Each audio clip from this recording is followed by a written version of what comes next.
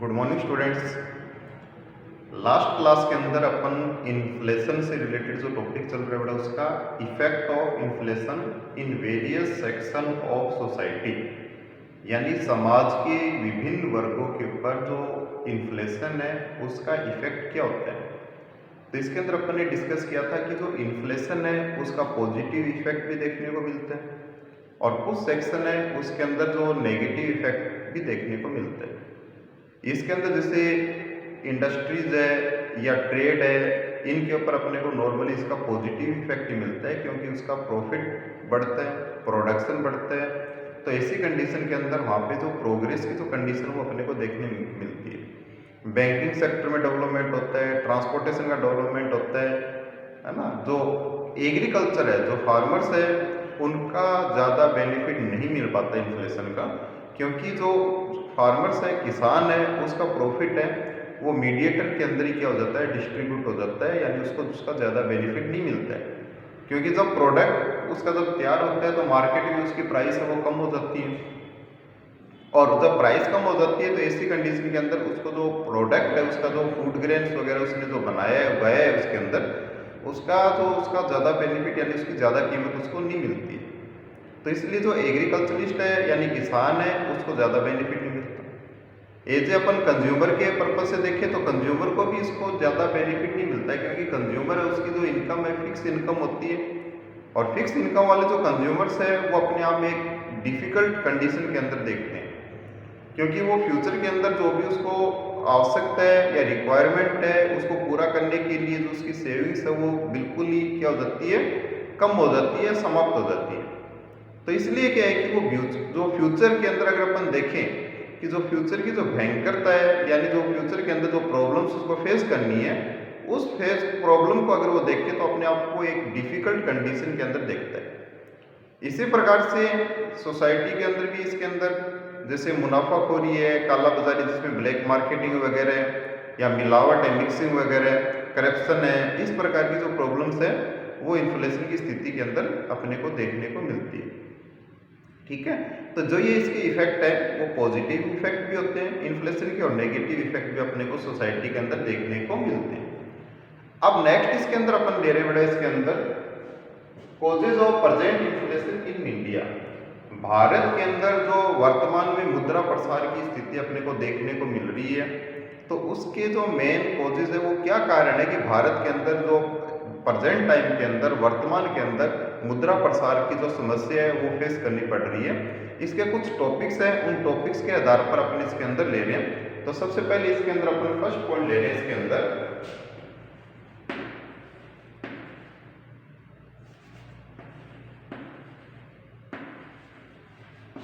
Greater use of deficit financing in 5 years plan.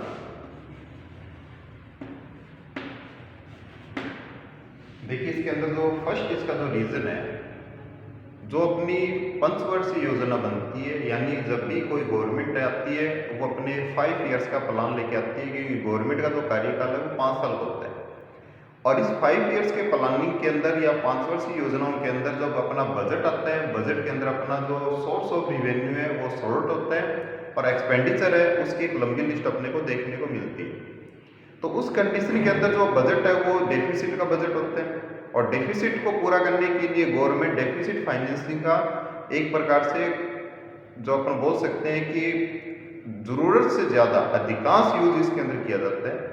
ऐसी condition के अंदर डेफिसिट फाइनेंसिंग के अंदर फ्लो ऑफ मनी यानी मुद्रा का जो प्रसार है इकोनॉमी के अंदर ज़्यादा होता है, लोगों के पास रुपए ज़्यादा आते हैं, फ्लो ऑफ इनकम अगर बढ़ेगा तो उस कंडीशन के अंदर डिमांड बढ़ेगी, और डिमांड बढ़ेगी तो प्राइस लेवल है वो इंक्रीज होता है। तो इसके अंदर जो पहला कार्य है इसके अंदर greater use of deficit financing in 5 year planning, ये इसके अंदर एक रीजन है।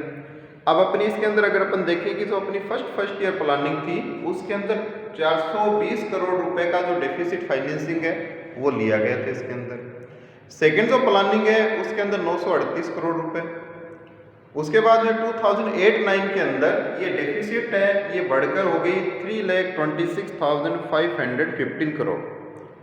कितनी होगी? 3,26,515 करोड़ होगी।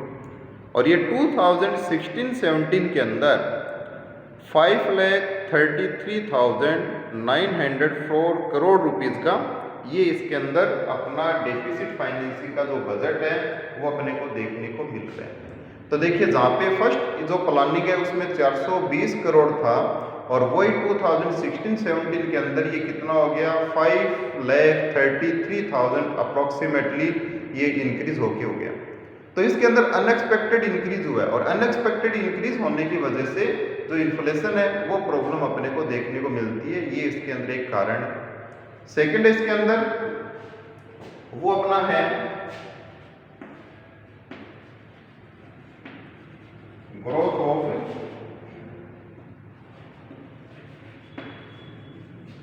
Defence expenditure.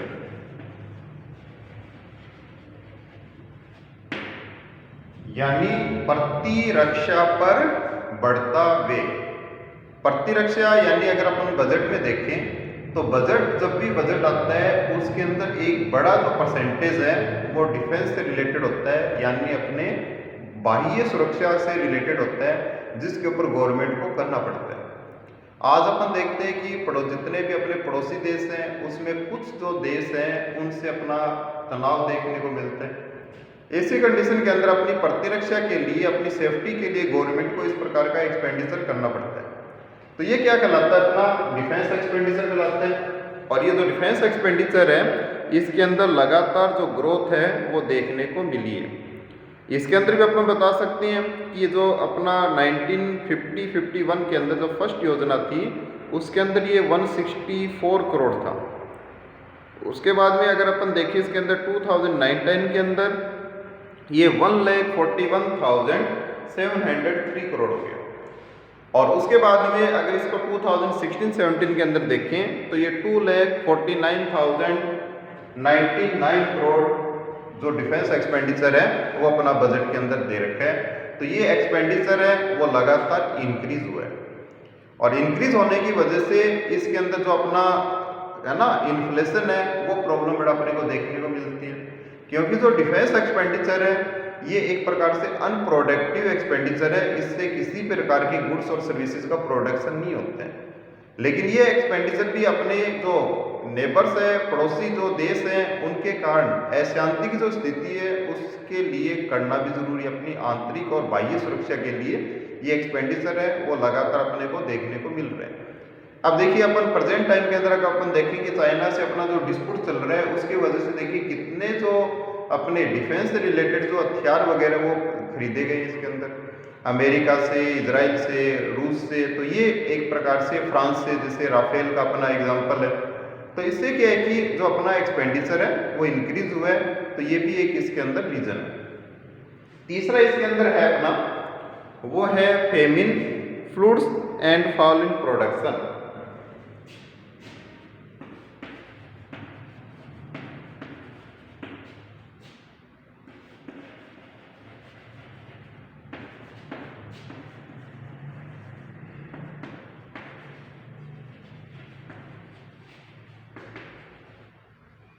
ठीक है, जो भारत की जो कृषि है यानी जो एग्रीकल्चर फील्ड है उसको मानसून का जुआ कहा जाता है।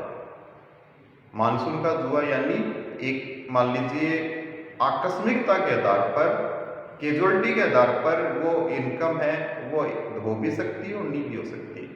आज किसान खेतों के अंदर जो भी फसल उगा रहे हैं वो फसल सारी एक प्रकार से मानसून के ऊपर डिपेंड है और मानसून है उसकी अनसर्टेनिटी है, अनिश्चित है, यानी टाइम पर बारिश हो भी सकती है नहीं भी हो।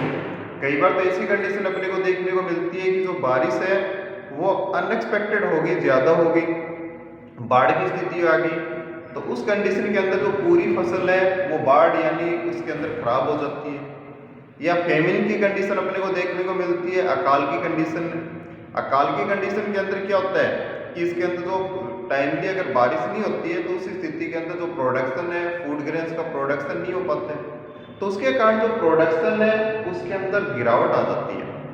और गिरावट आने का मतलब जब फूड ग्रेन का प्रोडक्शन नहीं हुआ तो उस स्थिति के अंदर इसकी जो इंडस्ट्रीज है उसके ऊपर भी, क्योंकि उसका जो रॉ मटेरियल है वो अपने को एग्रीकल्चर फील्ड से प्राप्त होता है, तो प्रोडक्शन नहीं होगा तो सीधी सी बात है सप्लाई इसके अंदर शॉर्ट हो जाएगी, डिमांड है उसमें किसी प्रकार की कमी नहीं आएगी, डिमांड उतनी रहेगी या कुछ ना कुछ बढ़ेगी उसमें। तो ऐसी स्थिति के अंदर क्या होगा कि जो अपना प्राइस लेवल है वो इंक्रीज हो जाएगा, और प्राइस लेवल इंक्रीज होना ही इन्फ्लेशन है इसके अंदर। तो इसका तीसरा कारण इसके अंदर famine, flood and fall in production, ये भी इसके अंदर कारण है। उसके बाद में जो नेक्स्ट पॉइंट है इसके अंदर वो अपना लिबरल मॉनेटरी पॉलिसी।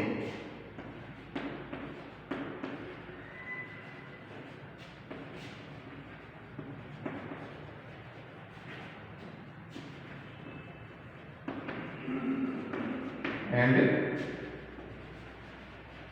क्रेडिट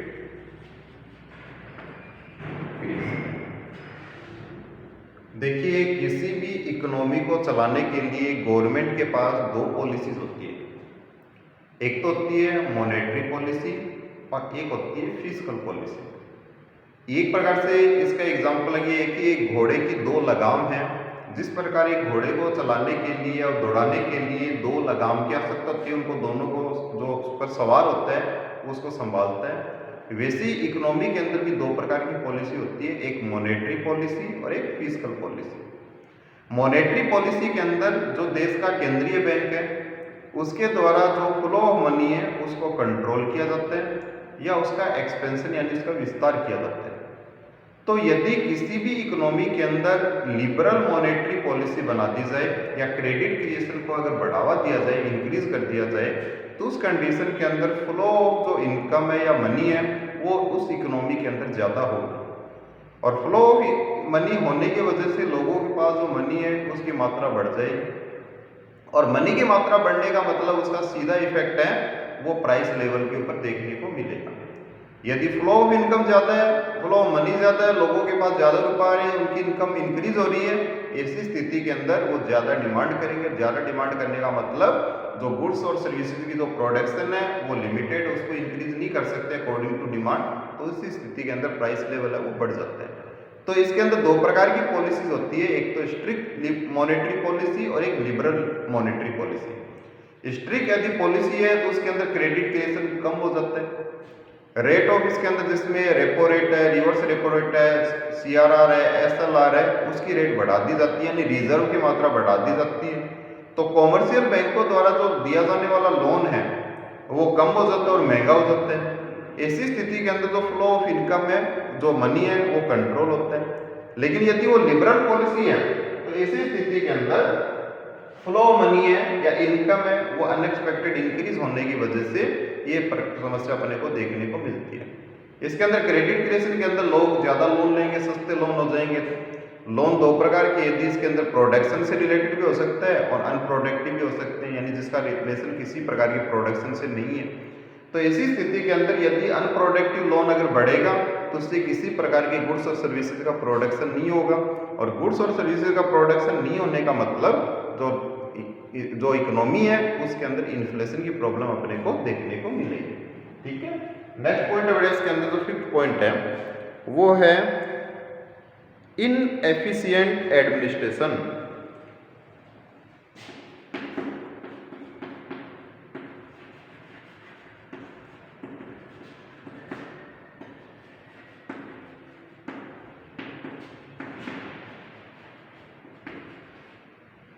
अकुशल प्रशासन।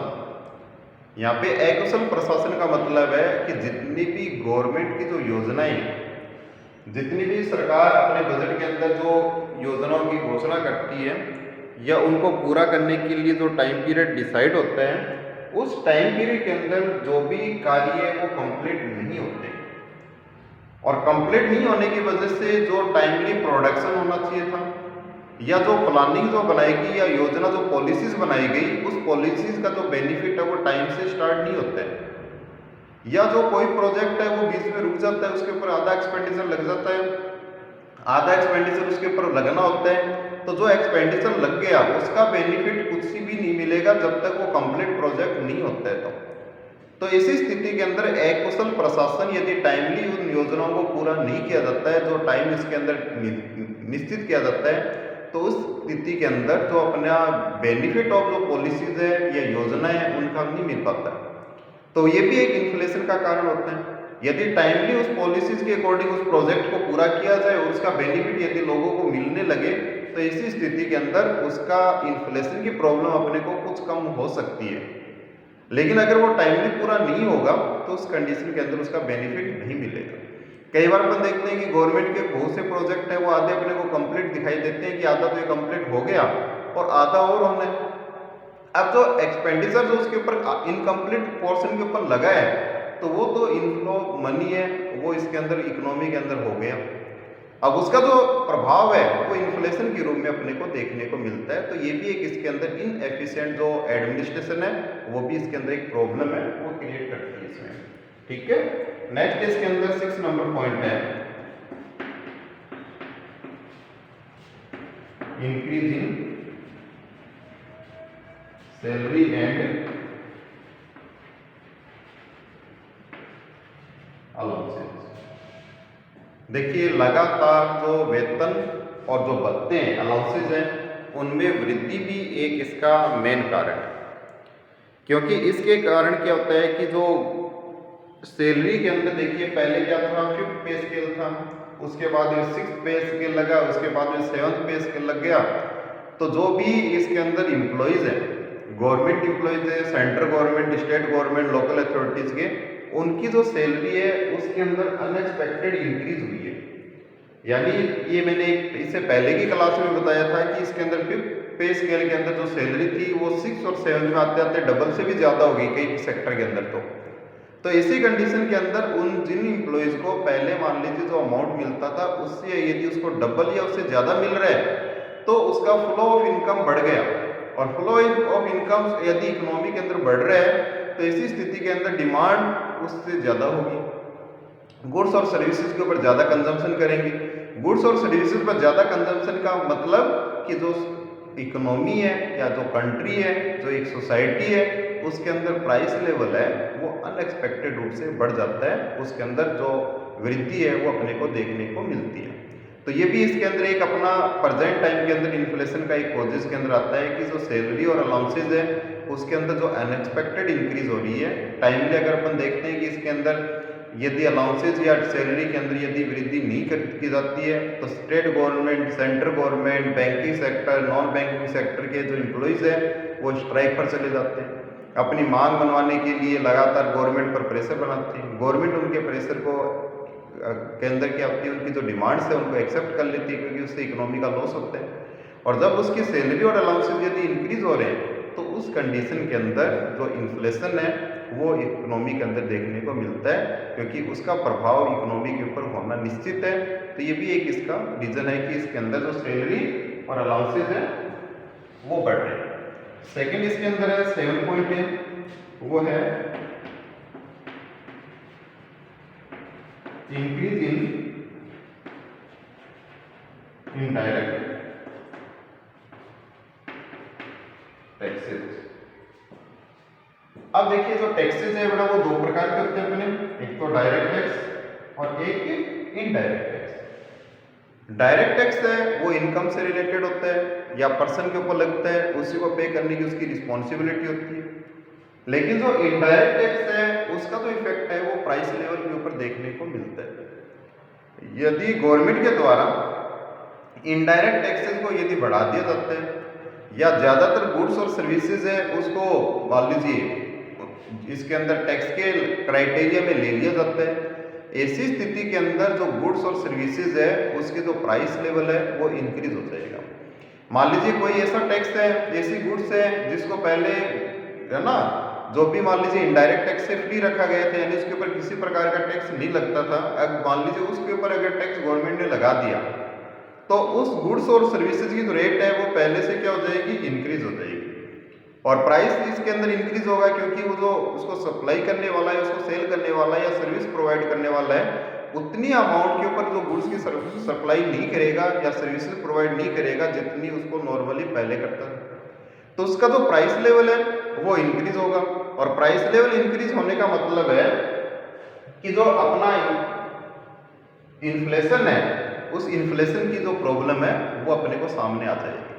क्योंकि इन्फ्लेशन के अंदर नॉर्मली क्या होता है, जो प्राइस लेवल है वो इंक्रीज होता है, मूल्य स्तर बढ़ जाता है, तो वो ही अपना क्या इन्फ्लेशन है। तो इनडायरेक्ट टैक्स से जो बढ़ रहे हैं उसके कारण जो इन्फ्लेशन है उसकी जो प्रॉब्लम है वो इसके अंदर देखने को मिलती है। अब प्रेजेंट टाइम के अंदर जो गवर्नमेंट है उसका एक पर्पज यही है कि जो इनडायरेक्ट टैक्स है उसको धीरे धीरे कम किया जाए और जो डायरेक्ट टैक्स है उसको बढ़ाया जाए।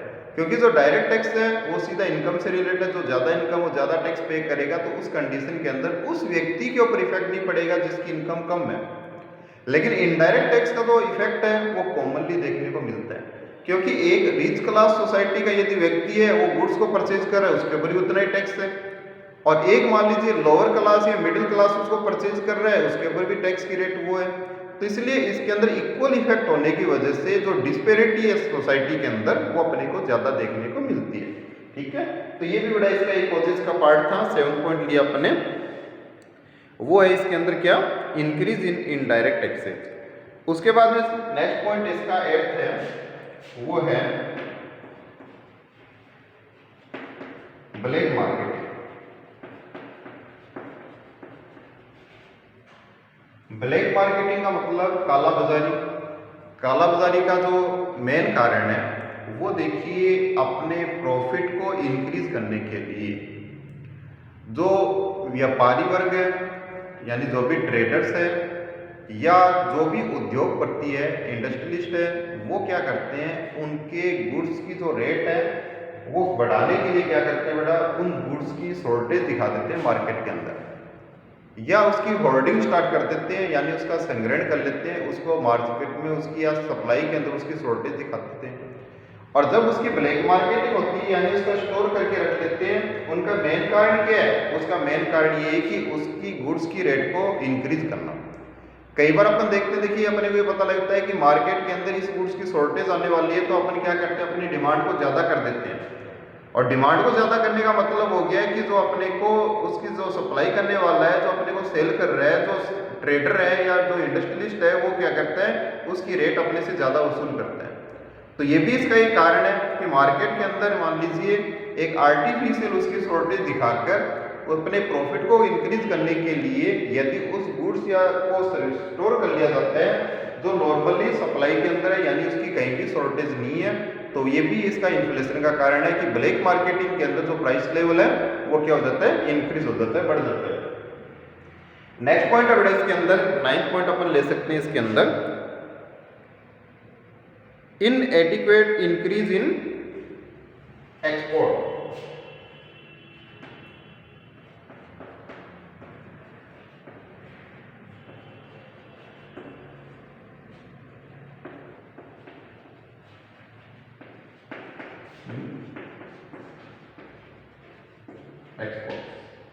ये भी इसका एक प्रेजेंट जो इन्फ्लेशन है उसके कॉजेस के अंदर बड़ा अपन ले सकते हैं कि जो भारत के अंदर है जो एक्सपोर्ट है वो निरंतर बढ़ रहा है, और जो जीएसटी लगने के बाद में अपना जो एक्सपोर्ट है उसमें बड़ा वृद्धि हुई है पहले, क्योंकि इसके अंदर जो गुड्स और सर्विसेज की जो रेट है उससे कुछ इसमें कम हुई है, क्योंकि पहले टैक्स के ऊपर टैक्स, सर्विस के टैक्स अगर पे किया है तो उसका आपको गुड्स से बेनिफिट नहीं मिलता था, यदि आपने गुड्स के ऊपर टैक्स पे किया है तो उसके बाद सर्विस से बेनिफिट नहीं मिलता था, इसलिए उसकी अपने को ज़्यादा रेट है वो देनी पड़ती थी। अब इसके जीएसटी लगने के बाद में जो गुड्स की जो रेट है वो कुछ कम हुई है, तो अपना जो गुड्स है वो इंटरनेशनल मार्केट के ऊपर बड़ा सस्ता हुआ है, तो उसकी जो डिमांड है वो इंक्रीज हुई है। तो एक्सपोर्ट बढ़ने के कारण जो सप्लाई या प्रोडक्शन ऑफ गुड्स है वो उतना ही है जितना पहले होता था।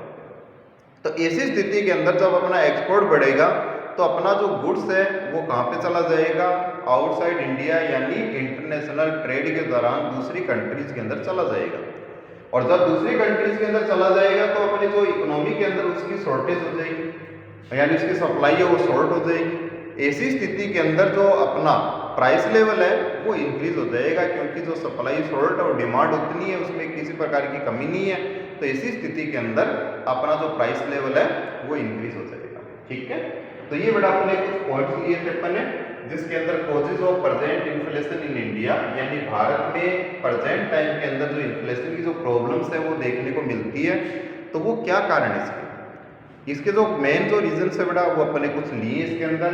देखिए सबसे जो बढ़िया पॉइंट है वो फर्स्ट इसका है कि greater use of deficit financing in 5 year planning, है ना, यानी 5 ईयर प्लानिंग के अंदर जो बजट है वो हर साल अपना डेफिसिट करता है और उसके अंदर जो इसके जो डेटाज है वो लगातार इंक्रीज हुए।